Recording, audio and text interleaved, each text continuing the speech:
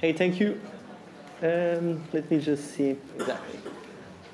Hi, so I'm going to speak about bats in Madagascar. So we're going again to the tropics. This is some work that I've been doing mostly with Adria and some other colleagues, including, well, there's 3 PhDs from Palmini that you're going to be hearing from later on. But just a disclaimer before I start. So I'm presenting this work. The 2 papers that I'm going to be speaking about, I'm not the lead author. So the first paper was led by Adria. The second paper was led by James, that is not here today. So just to make it very clear that I was not the one leading this work. So I'm there. Wait. Oh, shame. I'm there in that photo in the lower one in the background. So yeah, it does not help to be kind of black in this situation, but I'm there in that photo. So, Madagascar. I guess that you all know where Madagascar is and how important it is for biodiversity. So it's offshore Mozambique, 400 kilometers away. And it has 3 main vegetation types. So it has dry forests in the west side. It has spiny forests in a very south. This is a very arid environment, kind of semi-desert. And then in the east side, it has this lush rainforest. And this is where most of the wildlife that one associates with Madagascar is present, well, other than the baobabs that are not there. This is how it looks. So this is where we work. We work in Hanomafana National Park, and we've been into this place quite a few times. There's a huge field station here, very similar to La Selva, very modern field station. And this is one of the best sites to see frogs, lemurs, birds, and unfortunately for bats, up until we started working here, there was nothing. So we knew very little. We knew that they had Eposideus commersoni because it's big and it flies around. There's some flying foxes that fly above, so they knew that they were there. But the people had no knowledge about the bat communities in this place. So this is how the forest looks in a park, but when we go outside the park, what we see is this. So as it happens in many protected areas around the world, these are islands surrounded in a human matrix. And the communities that live outside the park, they're subsistence farmers. So they burn the forest to plant rice. What you can see there, that area burned, that's slash and burn agriculture. And what you can see on the left side is a regeneration patch. So that was an area that has already been farmed, is regenerating. But this is the whole landscape. So when you arrive to Madagascar, you go to Antananarivo, the capital, from the capital to Hanomafana National Parks, it takes 12 hours by car. During 10 of those hours, this is the landscape that you see. You see no forest. You see huge fields of rice, but no forest. And it's quite heartbreaking. But this is what people rely on. So they eat rice for breakfast, lunch, dinner, and that's what they have to survive. One interesting feature about this landscape is that this is bad news. This transformation is bad news for wildlife, or at least for most wildlife. For some species, this is good news. Some frogs are very abundant here. Some open landscape birds are quite abundant here, and bats are quite abundant here. So this is a school there in a village. So every 4 to 5 villages have a school that is like this. So when you approach this school, you can smell the guano. So these schools, they have huge bat colonies. So the students there, sometimes before they start the classes, they have to take the guano away from their desks and swipe the floor because it's a bit too dirty to have classes. So the first time that I came here to work with bats, I had just met Adrien, and he told me about this. He told me about work that Javier and the colleagues in Granollers were doing with bats in Catalonia. They just said that this relates with what Rodrigo mentioned yesterday. So they had just put some bat boxes, and they had just seen that the farmers were not using so much pesticide to address the pest crops. And I thought, okay, so there's a lot of bats in this landscape. There's quite a lot of bats in Madagascar. So if this is true for Catalonia, probably it's true for Madagascar. And if this is true for Madagascar, this is especially important because these are subsistence farmers. So they rely on rice to survive. And we come together with a project. So this project, we thought that we would study the interaction between bats and humans. And we would look not only at ecosystem services or good things that the bats might be doing for people or that people benefit from, but we wanted to see at any potential disservice. So there might be an interesting interaction in terms of diseases. So as I just mentioned, the kids had to swipe the floor because of the guano. Also, people eat bats, and that is good for food security. But if there's some issue of disease transmission, it might be problematic. And this happens in the context of environmental degradation. So there's habitat loss, habitat fragmentation. We wanted to look into that.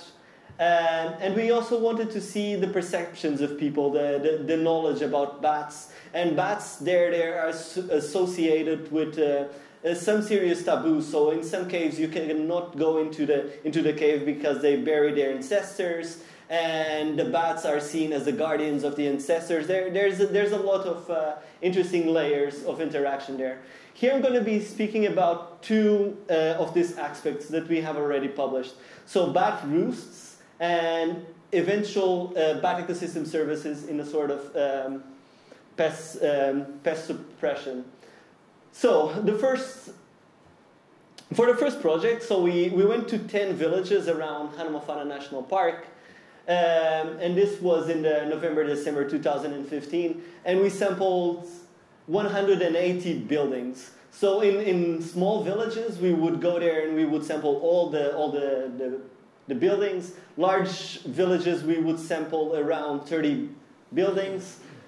We would look at private houses, schools, churches, public toilets. So some villages, they have one public toilet that everybody uses, and potentially bats could be using those as well. Markets, hospitals, libraries. And for each of these buildings, we would collect 17 variables. So we would see the height, the building type, building age, the wall materials, potential roof sites, features of emergence points, the whose height, the internal cavity, these chambers in the ceiling that bats might be using, number of people in the house, if they cooked, and this is very important, if they were cooking inside the house or not because of the smoke.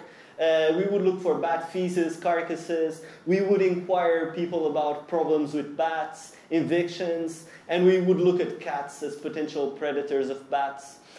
We would gather the data. So for some of these features, we would measure ourselves. Others, we were working with Malagasy colleagues, and they would go around and interview people. For instance, they would ask, have you ever tried to kill the bats or put them away or put a cat in the ceiling or something like that, which they have done. So whenever we would find a colony, we would sample there. So we would set mist nets close to the emergence points. This is the mayor house. So this is the city council there in one of the villages. And that is a bat there in the background between the kids in the mist net. In villages within the private houses, we would spread mist nets. And shortly we got bats. We got quite a lot of bats. So we got, out of the 180 buildings, we had 21 with bat colonies. Some of these bat colonies had more than 1,000 individuals. And these are schools, are hospitals, well, you're going to see in the next slide. We had at least 6 species occupying these colonies. The biggest colonies were from 3 species of molluskids that are up there. In the smallest, the private houses, we had quite a lot of not quite a lot, actually, quite few numbers of vespertilionids. So those were the ones that we found there. When it comes to the features of the houses, the ones that had colonies, so you have here 2 bars, so no bats in the left, bats in the right. And you can see that the bats tend to be present where there's the wall type is made of brick, when the roof type is made of metal, and when it tends to be a public house. So these are schools, are the hospitals, are the city councils, and not on private houses. And here is important to bear in mind that in private houses, people cook inside, so there's smoke. So that is an interesting feature. So when you look at this, so the one above the school is a good one. So it has a metal roof, a brick wall, and it's public, so there's no one cooking there. And the one below, it has this thatched, this vegetation roof that I don't remember the English name right now.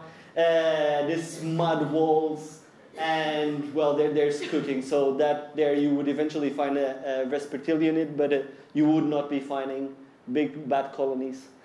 So while we were doing this during the daytime, at night we were sampling bats, and at the same time we had quite a big amount of detectors across the landscape.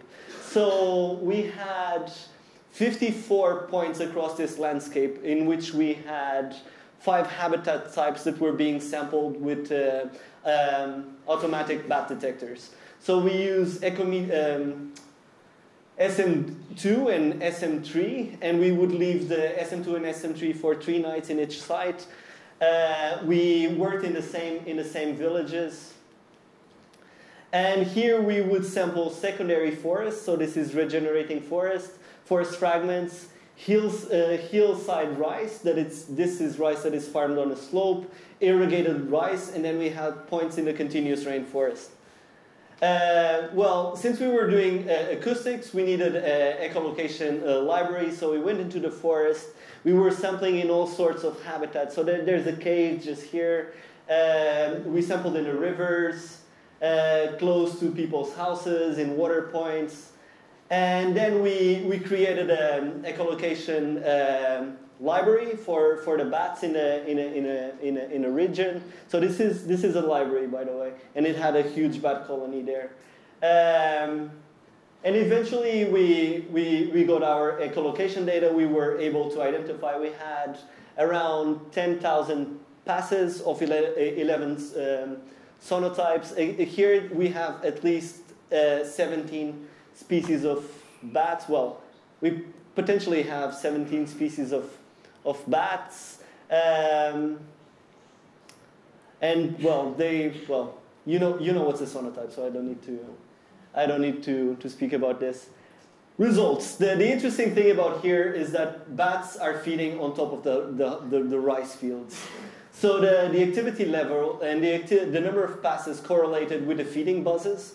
In hillside rice, it was 16 times greater than in continuous rainforest. And in irrigated rice was 7 times higher than in continuous rainforest. There's issues here of detectability, and I'm aware of that. But nevertheless, this indicates that the bats are feeding on top of the rice fields. At the same time, we were speaking with the farmers. So this is a community meeting in which we are inquiring the farmers about their farming practices and about their pests, the problem that they have with insects. And they said that they had major issues with this coleopterus here and with caterpillars, so with moths. And we collected DNA, fecal samples of the bats. So we collected 150 fecal samples. And for 58 of those from 6 species, we use metadNA DNA metabarcoding to identify the prey. So we use this molecular operational taxonomic units to see the major groups that they were feeding upon, but we were mostly interested in the pests, in the rice pests, and those we were able to identify at the species level, at least some. We found 2 important rice pests, so that army worm and web worm that have been described as damaging for rice. We came across a bunch of other pest crops for other crops. And interestingly enough, we found mosquitoes that can potentially transmit malaria or are vectors of malaria. Black flies that are vectors of this parasite that causes the second most common cause of blindness due to infection. By the way, I forgot to mention that's what it's one feature of one of the rice pests from Borneo, in which this particular moth was responsible for a 20% decline in rice production in Borneo. And this, when we're thinking about subsistence farmers, this is quite a big feature. So they are insanely poor. They're just borderline surviving with what they have. So take home message. We saw that bats, they tend to prefer public buildings, so these buildings with bricks, with metal roofs, and with no fire inside. And apparently these structures, these buildings are providing a suitable alternative to these big trees that these mimosas were probably using in a forest and that have now disappeared from the landscape. However, with more deforestation and more agriculture, this interaction between humans and bats is likely to increase. And one of the problems is that people are not happy with bats there. So they're not aware of this ecosystem services, and they want to to expel the bats away from this structure. So we need to think about, well, this relates with a talk that we just heard. We need to think about alternatives of roost sites for these animals, and think about potentially bat boxes and other practices that might help. We need to manage the landscape in a way that is beneficial for bats and the ecosystem service that they may provide. And this may is key here. We need to figure out if the bats are indeed providing these ecosystem services or not. So what we have done to now, we've shown that the bats are there. They are feeding on the rice fields. They are potentially feeding on the pests. But we have not established a direct link between agricultural yields and bat activity. And we need to think on how to do this. And this is quite tricky. So this is not the landscape where you can go there and fence an area and during the night and not during the day and see the impact. One needs to be creative. So if anyone has any ideas, I would love to hear. And some of these bats, they're cave-dwelling bats. And in Madagascar, bats are perceived as game species. So there's quite a big thing of people hunting and eating bats. And there's a lot of guano extraction. One of the biggest companies in Madagascar is Guano Mud. And they go into the caves and extract guano with no regulation attached. So we need to think about initiatives to protect the caves.